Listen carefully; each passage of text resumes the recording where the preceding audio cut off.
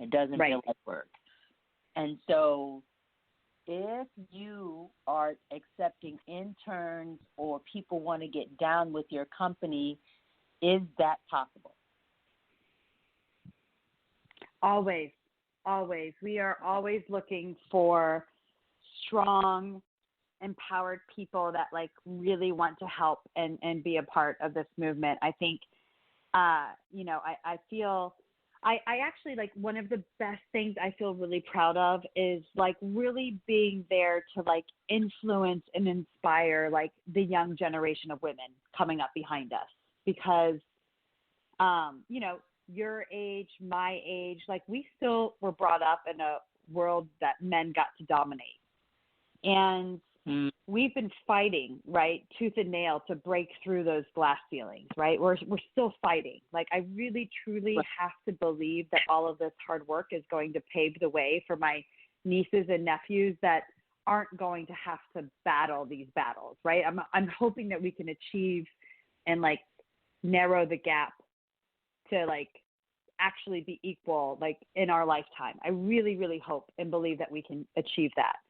And so, you know, when you get to have interns of young people that like really want to have purpose in their life and do something special, I feel like that's like such a rewarding experience for me to help give some of what I've given so much of and instill that in our younger generation. So I like that you say that. So let's say if somebody wanted to, how would they go about like to get work with you guys, an intern? Do they go to the website? Do they, you know, how do they go about asking for this type of information? Yeah, I mean, most people that, you know, end up reaching out to us, they, you know, we get emails, you know, I get emails from people from the website, our contact us page, so at AnaOno.com. We also, you know, we're always online on our Facebook and Instagram DMs. But, you know, we've got, and then too, it could be events, you know, if you're in New York City and you want to volunteer for New York Fashion Week to support metastatic breast cancer, that's an amazing opportunity. Now, that, okay, Dana, like, you know what, I got to jump in on that. You got to have me, when you do the next one, I would love to participate. I would love to participate and help out. And also, if you need like another makeup artist on hand, please let's keep in touch. Like if it comes up, like you guys do it, because I think Fashion Week already passed. But if you guys have another thing coming up, I would not mind flying to New York to participate because I love staying active. So please keep me posted.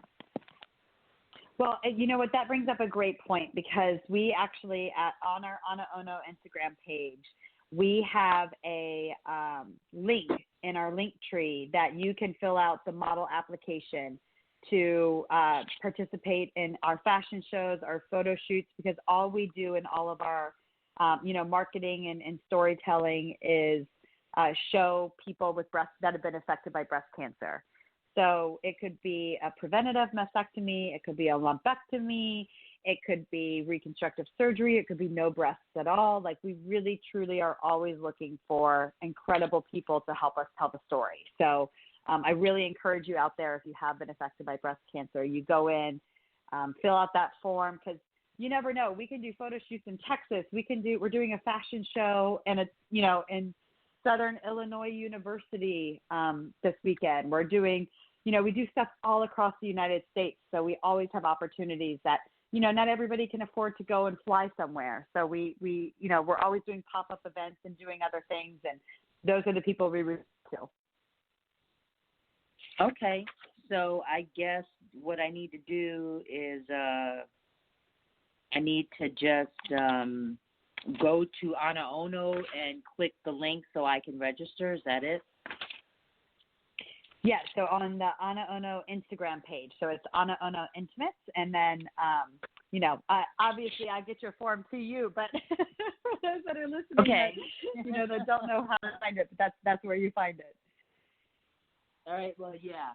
However I got to do it, like I even want to become a model. Love it. For sure. Love it. I just posted, and trust me, at first I was a little bit weary, but I had on this pretty lacy black bra that I wore one day, and I took a photograph and I kind of cropped it so it's just, kind of the cleavage and the breast and the bra. And I was like, oh my God, if people are going to think I'm like a thought or slutty, but I posted it, I'm not ready to show my you boobs go, girl. freely, but I posted the picture, and I was getting all these major reactions from people. Like, of course, men are gawking, but women were like, you go, and I was like, okay, I guess I did something right, so it was freeing. I have to admit, yeah. It was freeing. It was, I don't know, I felt empowered, and I would not take it back for doing it. I really won't. So I love that. I love that. I don't know. It's one of these things where you just gotta get in it to be. It's like like Nike says, just do it. Like, stop being fearful of.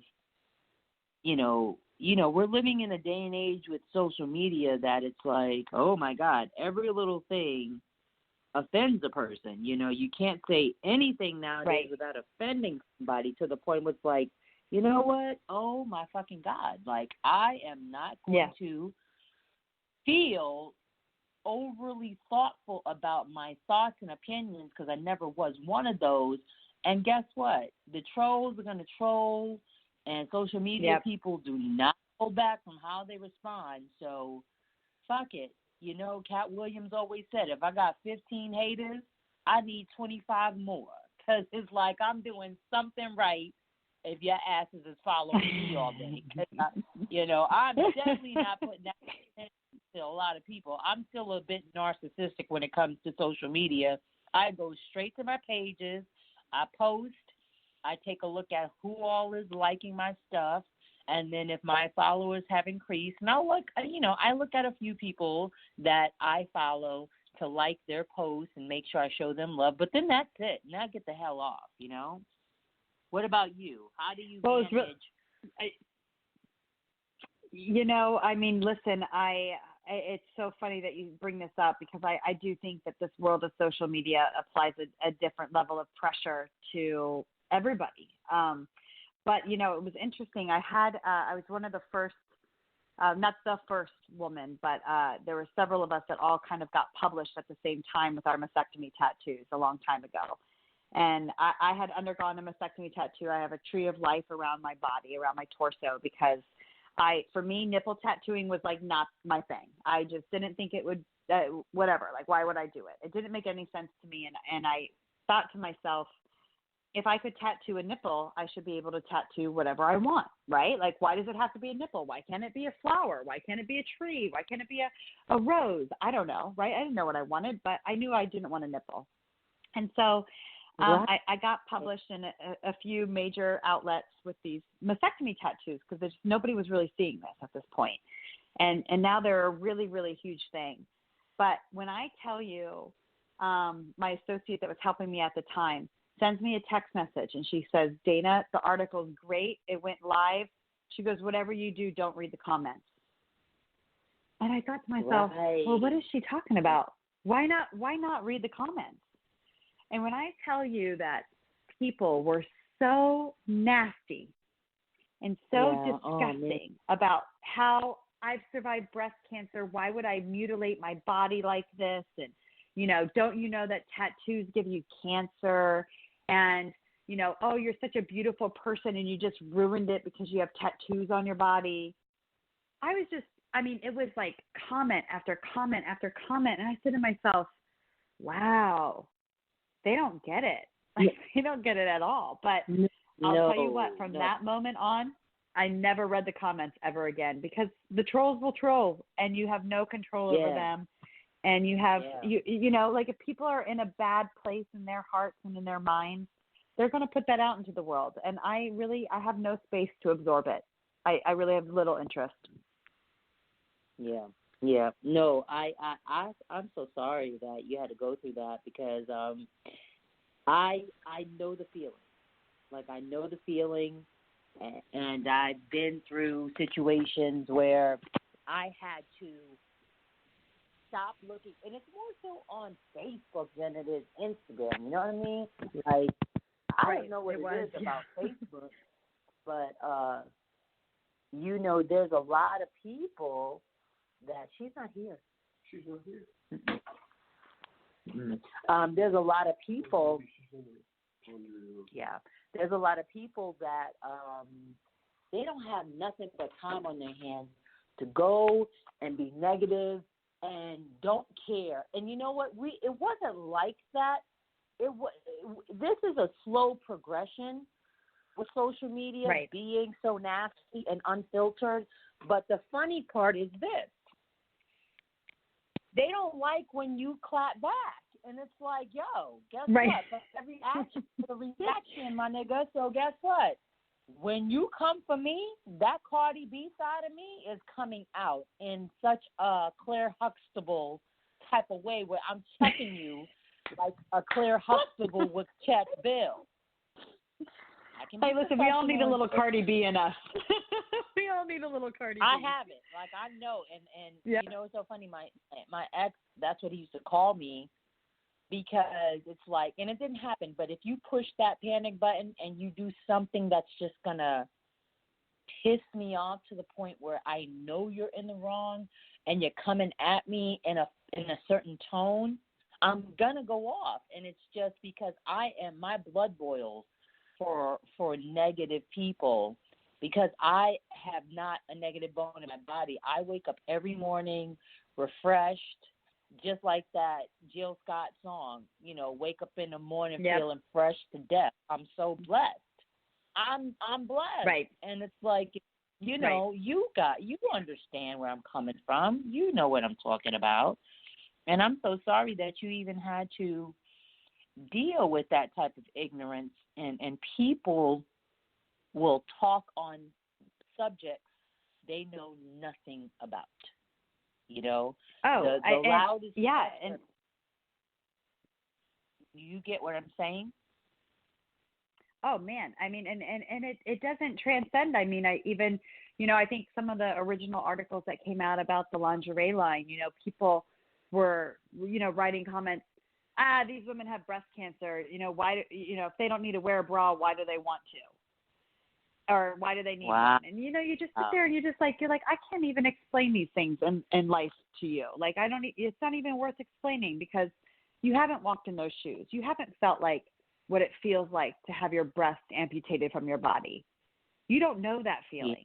How dare you say something like that?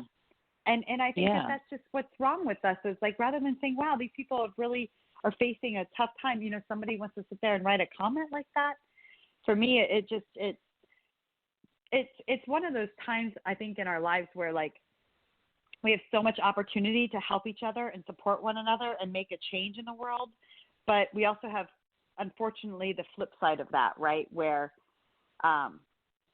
there's almost more areas to breed hate than what there's ever been before, and that's the unfortunate side. We can do a lot of good, but in goodness, there's always destruction and bad. And,